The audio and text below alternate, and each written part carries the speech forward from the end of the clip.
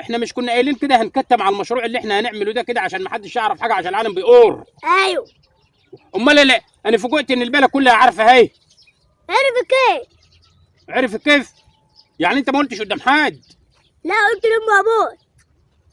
امك وابوك بس؟ ايه. طب مش مشكله. قلت لحد تاني؟ ايوه. مي؟ رحت عند عمتي وقلت لها وبس. ما قلتش لحد تاني؟ لا في. مين تاني؟ رحت عند خالتي وحكيت لها خالة قاعد ولاد خالتي كانوا قاعدين برا. عرف؟ ايوه. طيب مش مشكله، ما هو ده مش هيكرهوا لك الخير. قلت لحد تاني حاجه ايه؟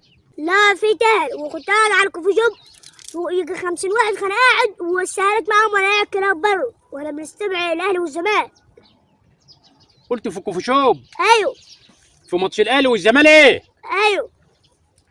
انا مستغرب ان البلد دي عرفت منين.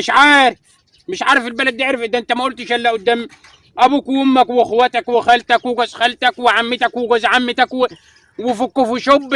انت كنت عاوز تطلع على المدنه وتدن في يوم الجمعه تقول لي البلد كلها. امال ما انت عرفت البلد كلها هي. المهم خلينا في اللي احنا فيه بقى. انا جاي لك بقى في حاجه فيها خير. انت كده كده زيطت الدنيا وخلاص. ايوه. الواد محمد وعلي ولاد احمد عارفه؟ ايوه.